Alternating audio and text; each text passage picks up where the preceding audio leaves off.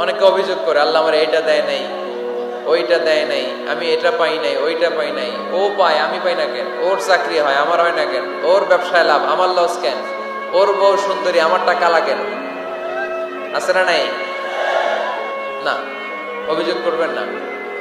আপনি যে অবস্থানে থেকে অখুশি, আপনি যেই অবস্থানে থেকে আল্লাহর কাছে অভিযোগ করতেছেন, আপনার এই অবস্থানে আসার জন্য অনেকে আল্লাহর কাছে দোয়া করতেছে, ঠিক কিনা? কিন্তু আপনি এই অবস্থানে খুশি না। অনেকে এই অবস্থানে আসতে চায়, তাদের স্বপ্ন যে তারা একদিন আপনার স্থানে আসবে, কিন্তু আপনি আপনার জায়গায় থেকে খুশি না। এজন্য উনজুর ইলা মান হুয়া আসফালা মিনকা, তোমার চেয়ে যে খারাপ অবস্থায় আছে তার দিকে তাকাও, তাহলে তোমার মনের দুঃখ ঘুচিয়ে দিবে কে? আপনার চেয়ে যে খারাপ অবস্থানে আছে তার দিকে দেখেন কি অবস্থা। আপনি এইটা চান, ওইটা চান, কত কিছু লাগবে আপনার। হসপিটালে যে দেখেন ক্যান্সারে আক্রান্ত রোগীদের কি অবস্থা দেখেন। ক্যান্সার যার নেই কোনো অ্যান্সার, বাঁচবে না সে।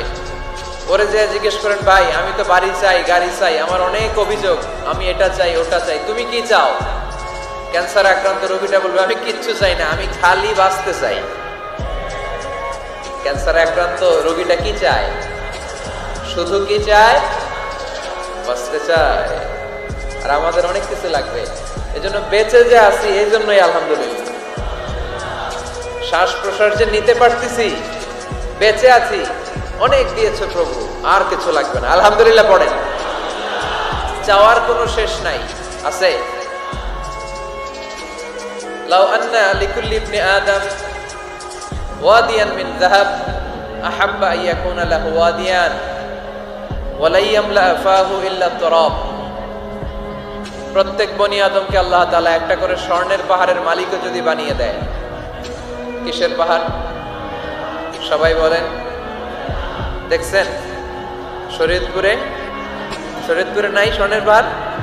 কোন দেশে আছে? সৌদি আরব। স্বর্ণের পাহাড় নাই, স্বর্ণের খনি আছে। স্বর্ণের পাহাড় এই পৃথিবীতে হবে না, স্বর্ণের পাহাড় পাওয়া যাবে জান্নাতে, ঠিক কিনা? প্রত্যেককে যদি আল্লাহ একটা করে স্বর্ণের পাহাড়ের মালিকও বানিয়ে দেয়, তারা আরো একটা স্বর্ণের পাহাড়ের মালিক হতে চাইবে। আচ্ছা বুঝে শুনে উত্তর দেন তো, আল্লাহ যদি আমাকে একটা স্বর্ণের পাহাড়ের মালিক বানিয়ে দেয়, আমার 14 পুরুষ এই পাহাড়, স্বর্ণের পাহাড় কেটে কেটে ভেঙে ভেঙে বিক্রি করে খেয়েও এই পাহাড়ের অর্ধেকও কি শেষ করতে পারবো? তাহলে আরেকটা লাগবে কেন? স্বভাব, ঠিক কিনা? স্বভাব কি? তো একটা স্বর্ণের পাহাড়ের মালিক যদি আমি হই, আমার 14 পুরুষ খেয়েও শেষ করতে পারবে, তারপরেও আমি আরেকটা কেন চাই? স্বভাব। আল্লাহর হাবিব বললেন এটা স্বভাব। ওয়ালা ইয়ামলা আফাহু ইল্লা তুরাব। কবরের মাটি ছাড়া কোনো কিছুই তার এই জিহ্বাটারে থামাতে পারবে। যার আছে যত বেশি, তার আরো চাই তত বেশি। মানুষের আছে যত বেশি, তার চাই তত বেশি। শেখ সাদি রাহিমাহুল্লাহ, ইরানের বিখ্যাত কবি, বালাগাল উলা বিকামালিহি কাশাফাত দুজা বিজামালিহি, এই কবিতা লিখে বিখ্যাত হয়েছিলেন।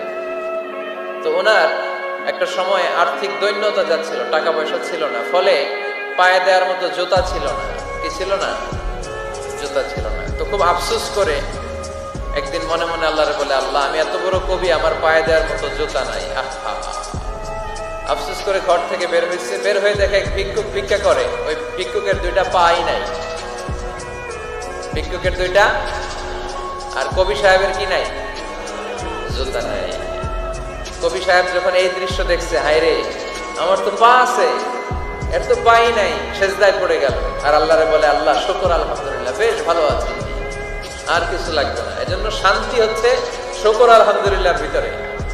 শান্তি কিসের ভিতরে? শুকর আলহামদুলিল্লাহর ভিতরে। এজন্য আওয়াজ করে পড়েন আলহামদুলিল্লাহ। আপনার চাহিদার কোনোদিন শেষ হবে না।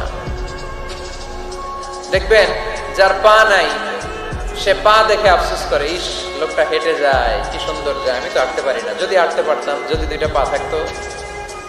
যার পা আছে, সে সাইকেলওয়ালাদেরকে দেখে আফসোস করে, ইস আমার যদি একটা সাইকেল থাকতো তাহলে তার হাঁটা লাগতো না, সাইকেল দিয়ে বাজারে যেতাম। যার সাইকেল আছে সে আবার হুন্ডাওয়ালাদেরকে দেখে আফসোস করে, ইস একটা হুন্ডা যদি থাকতো তাহলে তো ভো ভো করা যাইতো না। হুন্ডাওয়ালার আফসোস আছে প্রাইভেট কারওয়ালাদের দেখে, তারা আফসোস করে ইস আমার যদি একটা কার থাকতো তাহলে তো কার চালাইতে পারতাম। যাদের প্রাইভেট কার এদেরও আফসোস আছে, ইস আমার যদি একটা হেলিকপ্টার যদি থাকতো তাহলে তো উড়াল মারতে পারতাম, ঠিক না?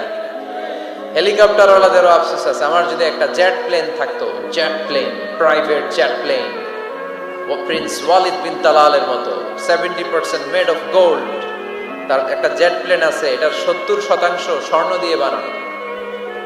তার মানে চাওয়ার কোনো শেষ আছে নাই। সুখ শান্তি যদি চান অলওয়েজ পড়বেন আলহামদুলিল্লাহ। কি পড়বেন? টাকা যার বেশি টেনশন তার বেশি।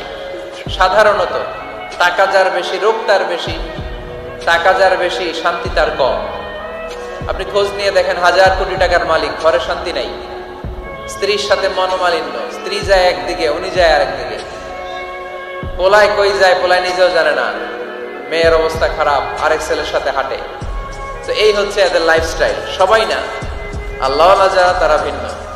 রাতে এদের ঘুম হয় না, অনেকগুলো ঘুমের ট্যাবলেট খেয়ে ঘুমাতে হয়, ঘুম আসে না, ঘুম আসে না।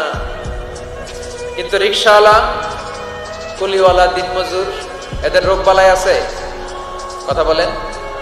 খাওয়ার সমস্যা আছে, ঘুমের সমস্যা আছে, শুইলেই ঘুম আসে, যেখানে রাইত ওইখানেই গাই। ঘুমাইতে দেরি, নাক ডাকতে দেরি হয় না, ওর নাকের ডাকের আওয়াজে ট্রাকের ইঞ্জিনও ফেল। শান্তির ঘুম। এই জন্য সবসময় শান্তি খুঁজতে হবে। কি খুঁজবো? শান্তি দেওয়ার মালিক কে? আল্লাহ তুমি এই দেশটাকে শান্তিময় করো, শরীয়তপুরটাকে তুমি শান্তিময় করো, আজকের মাহফিলটারে কবুল করো। শামসুল হক শিকদার জামি মসজিদ কমিটির উদ্যোগে 10ম বার্ষিক তাফসীরুল কোরআনের মাহফিল, স্থান জাজিরা, কেন্দ্রীয় ঈদগাহ ময়দান। এটা জাজিরার নাম অনেক শুনেছি আমি, আসা হয় নাই, এই প্রথম আসলাম আলহামদুলিল্লাহ। 3 দিন ব্যাপী তাফসীরুল কোরআনের প্রোগ্রামের আজ 3য় রজনী। আমার আগে কথা বলেছে মুফতি কাজী মোহাম্মদ ইব্রাহিম, গতকাল কথা বলেছে মাওলানা এম হাসিবুর রহমান, কথা বলেছে মাওলানা আব্দুল খালেক শরীয়তপুরী। যারাই কথা বলেছে কোরআন হাদিসের আলোকে যা বলেছে আমরা যেন আমল করতে পারি, আল্লাহ তৌফিক দান করো।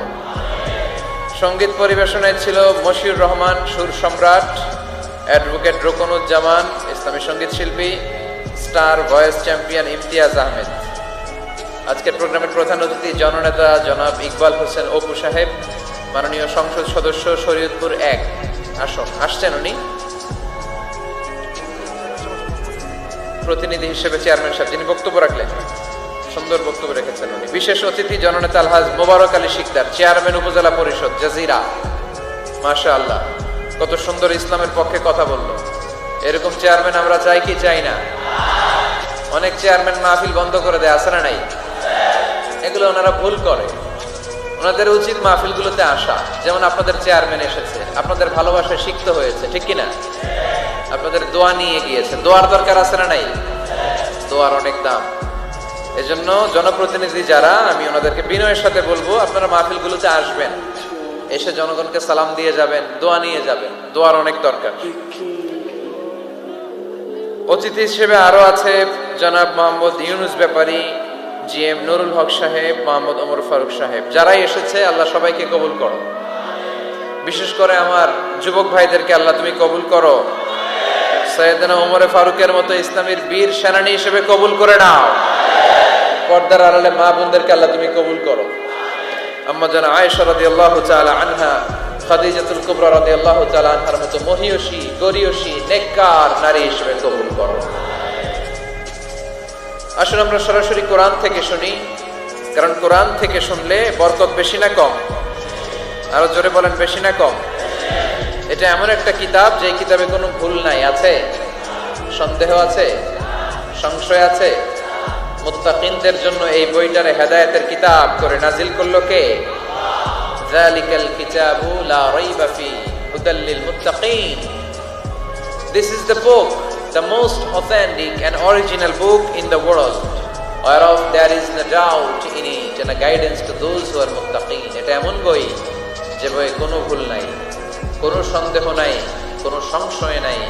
মুত্তাকিনদের জন্য এই বইটারে হেদায়েতের কিতাব করে পাঠালো কে? আবার আল্লাহ বলেন কিতাবুন আনজালনাহু ইলাইকা লিতুখরিজান নাসা মিনায-যুলুমাতি ইলান-নূর।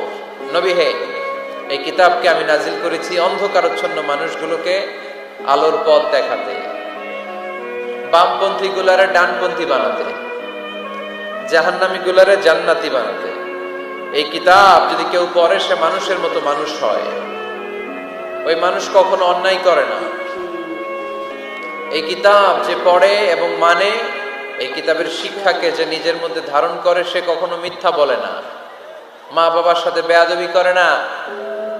ওই আলোকিত মানুষটা কখনো টেন্ডারবাজি করে না, চাঁদাবাজি করে না, দুর্নীতিতে চ্যাম্পিয়ন হয় না, ক্যাসিনো ব্যবসায় নামে না।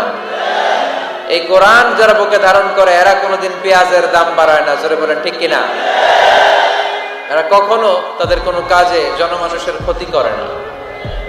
এরা সব সময় কল্যাণের পক্ষে, এরা মানবতার পক্ষে। এরাই হচ্ছে আলোকিত মানুষ, ঠিক কিনা? মানুষ হওয়া পৃথিবীতে বড় কঠিন। খালি চোখে যা দেখেন এগুলো মানুষ না, এগুলো জনসংখ্যা। এগুলো কি? এজন্য বলা হয় বাড়ছে জনসংখ্যা, কমছে মানুষ। বাড়তেছে কি, কমতেছে কি? মানুষ। গরুর পেট থেকে বেরোলেই ওটা গরু হয়ে যায়, ছাগলের পেট থেকে বেরোলেই ওইটা ছাগল হয়ে যায়, মুরগির পেট থেকে বেরোলেই ওইটা মুরগি। কিন্তু মানুষের পেট থেকে বেরোলেই ওটা মানুষ হয় না, ওটার মানুষ বানাইতে হয়, তাই না? আবার গরুকে কেউ কোনোদিন বলে না এই তুই গরুর মতো গরু হ, বলে? শরীয়তপুরে আপনারাও বলেন না? ছাগলকে কেউ কোনোদিন বলছে এই তুই ছাগলের মতো ছাগল হও। কিন্তু মানুষকে বলা হয় তুমি মানুষের মতো মানুষ হও। কোরআন পড়লে মানুষের মতো মানুষ হওয়া যায়, ঠিক কিনা? এই দুনিয়া এখন তো আর সেই দুনিয়া নাই, মানুষ নামের মানুষ আছে দুনিয়া বোঝাই, সেই মানুষের ভিড়ে আমার আসল মানুষ নাই, ঠিক কিনা? আসল মানুষের বড় অভাব। মানুষের মতো মানুষ খুঁজে পাওয়া দুষ্কর। এই কোরআন এসেছে আমাদেরকে মানুষের মতো মানুষ বানাতে। এজন্য এই কোরআন থেকে শুনলে লাভ না লস?